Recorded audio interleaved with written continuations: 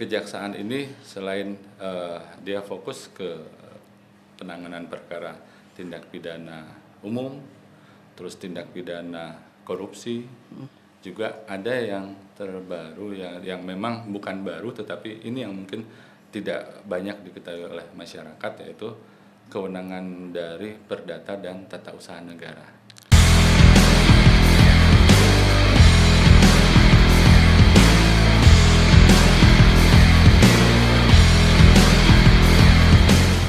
Assalamualaikum, sahabat Memorandum TV.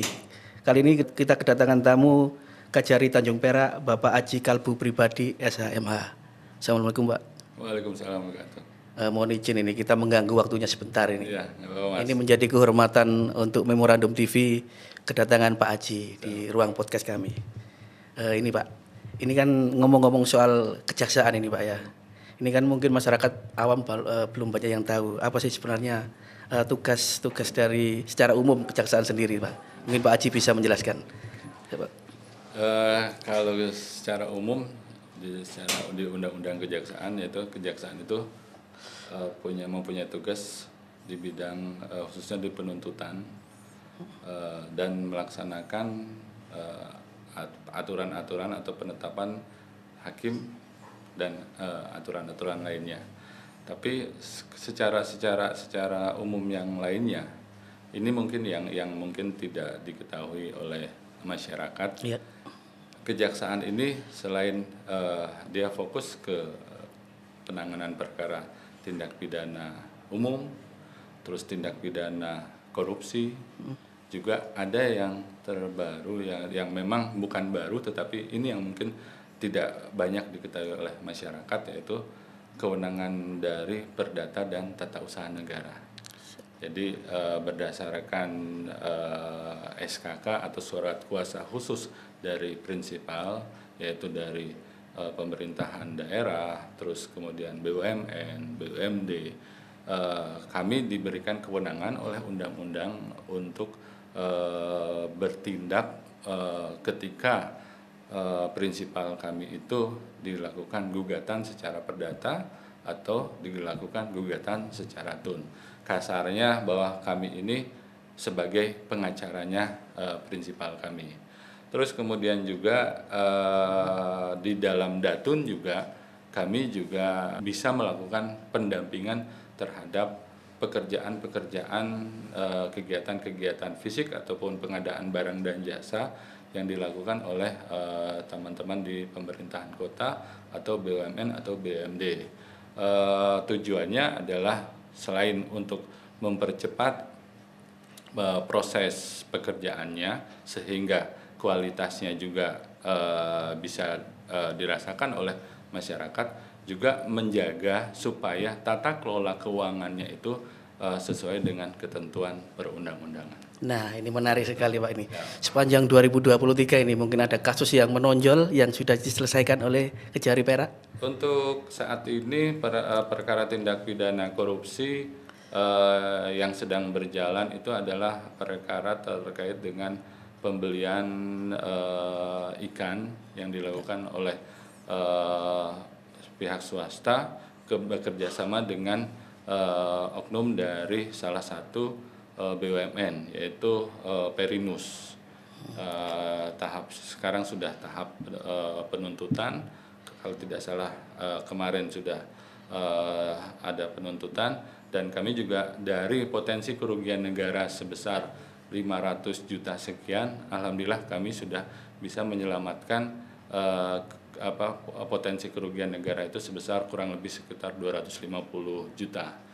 Terus kemudian ada juga perkara-perkara korupsi yang sedang kami lakukan Poldata Polbaket terkait dengan perbankan juga, itu sedang proses. Terus kemudian juga terkait dengan BUMD, dan ada beberapa yang sedang kami lakukan, ada yang tingkat penyelidikan, ada yang sudah naik ke penyidikan. Nah, luar biasa. Mungkin bisa diceritakan juga kasus atau perkara apa yang paling menonjol yang pernah ditangani Kejari Perak? Kalau untuk perkara pidana umum, ya, mayoritas yang kita tangani itu adalah narkoba. Narkoba ya. Narkoba. Kerugian negara berapa Pak kira-kira itu?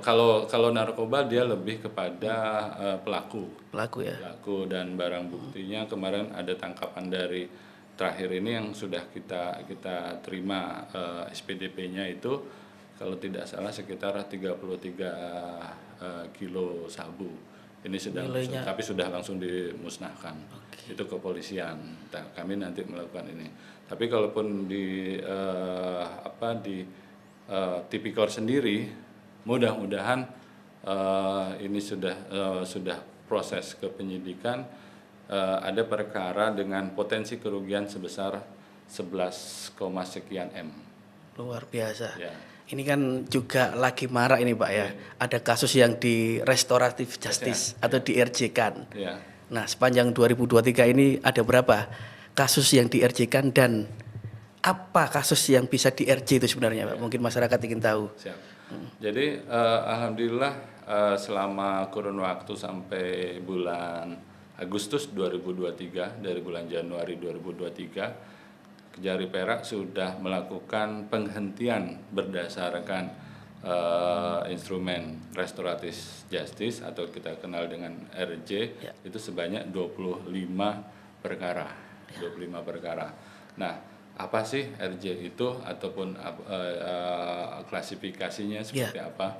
Jadi klasifikasinya itu adalah ancaman pidananya tidak lebih dari 5 tahun, terus kerugiannya tidak lebih dari Rp2.500.000 kalau itu perkara terkait dengan penipuan, terus penggelapan, pencurian. Nah, terus yang kemudian juga yang bersangkutan ini bukan residivis, dalam artian yang bersangkutan tidak pernah melakukan kejahatan sebelumnya.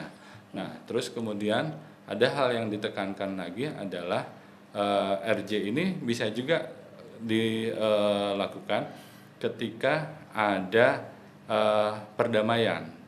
Dalam hal ini mungkin selain perkara pencurian, ketika korban sudah mau memaafkan yang bersangkutan, terus kemudian juga sudah ada perdamaian, dalam artian yang korban mau memaafkan, itu bisa dilakukan RJ. Terus yang satu lagi ketika ada perkara penganiayaan atau KDRT, itu kan kadang permasalahannya sepele, tetapi sangat sayang sekali ketika komunikasi ini terputus karena hal sepele, terjadi pemukulan atau penganiayaan, ujungnya di penjara.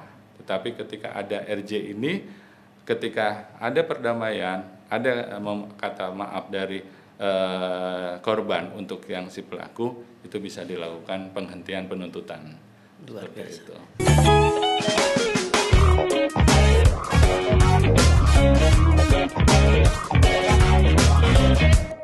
Sahabat Memorandum TV masih bersama Kejari Tanjung Perak, Bapak Aji Kalbu Pribadi. Ini menarik tadi Pak Aji. Ini saya kan baca-baca banyak tentang Pak Aji juga. Ini ada satu istilahnya apa ya, Pak Aji yang mengatakan bahwa lebih mengedepankan humanis demi tercapainya keadilan. Seperti apa itu? Ya. Jadi ini memang program yang sudah ditetapkan oleh pimpinan kami, dalam hal ini Pak Jaksa Agung. Ya. Salah satunya dalam instrumen penanganan perkara pidana umum dalam RJ. Ya. Terus kemudian juga selain itu juga dalam penanganan atau penanganan perkara tindak pidana korupsi. Humanis dalam artian ketika yang bersangkutan itu sudah mau memaafkan dan ada kata perdamaian dari kedua belah pihak, itu bisa dilakukan RJ untuk perkara-perkara pidum.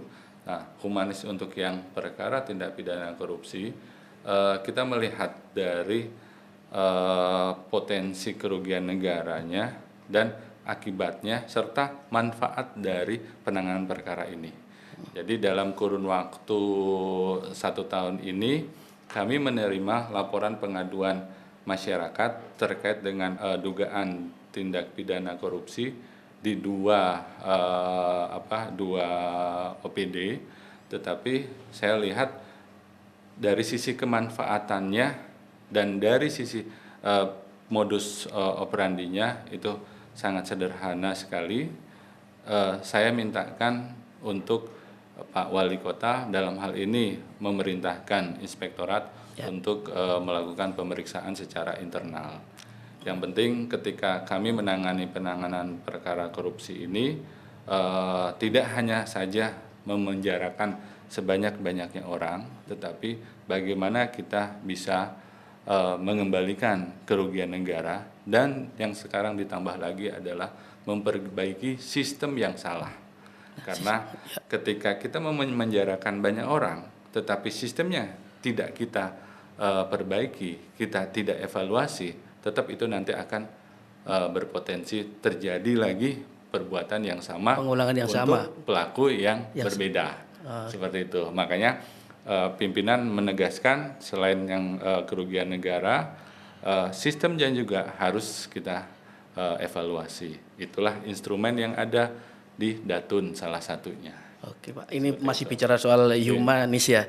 Ini kan saya juga dengar ini programnya jaksa masuk sekolah. Ya, apa ini tujuannya seperti mendekatkan anak-anak supaya dalam tanda kutip tidak takut dengan orang jaksa, kejaksaan, atau seperti apa Pak? Salah satunya itu, tetapi ada hal lain lagi yang saya dan teman-teman ingin sampaikan pesan ini kepada masyarakat. Satu, pengenalan dari organisasi kami. Terus yang kedua juga kami coba untuk memberikan pembelajaran sejak usia dini kepada siswa-siswa SD, SMP, dan SMA bagaimana terkait dengan pengenalan hukum, entah itu korupsi, narkotika, kenakalan remaja, bullying, dan lain.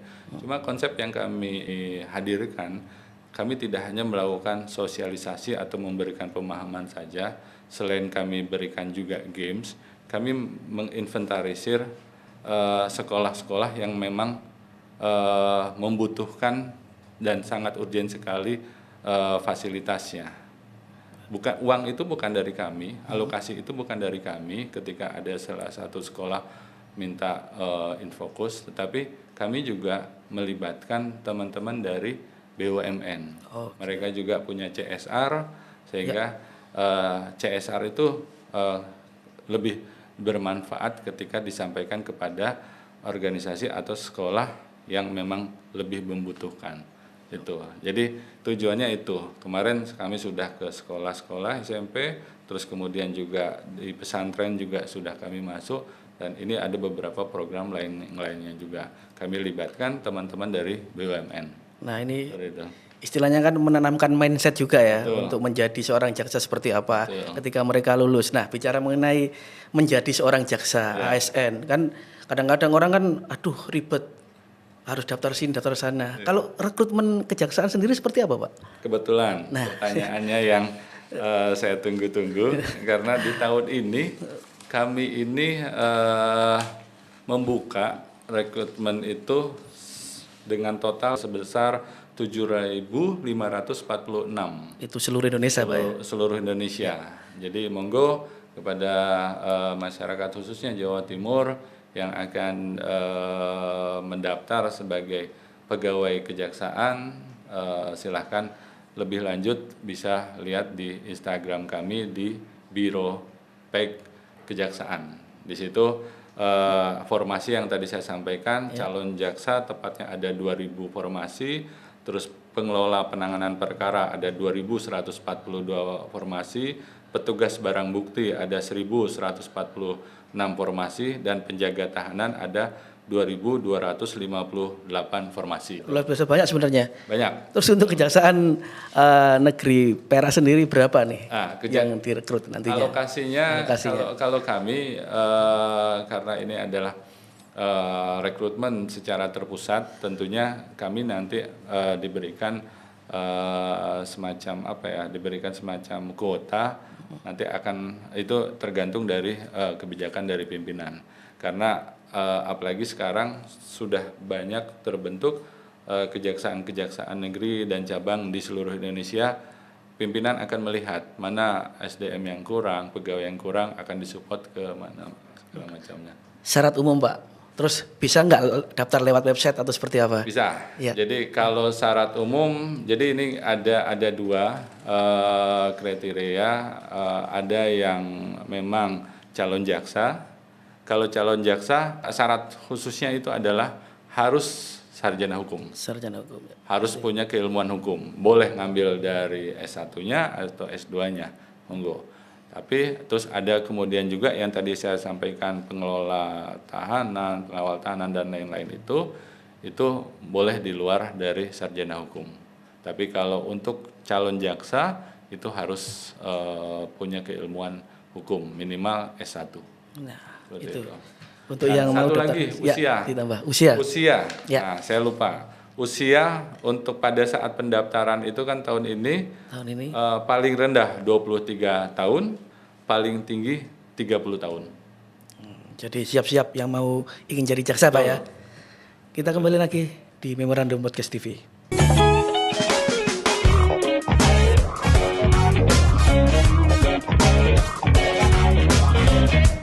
Sahabat Memorandum TV masih bersama Kejari Tanjung Perak, Bapak Aji Kalbu Pribadi SHMH.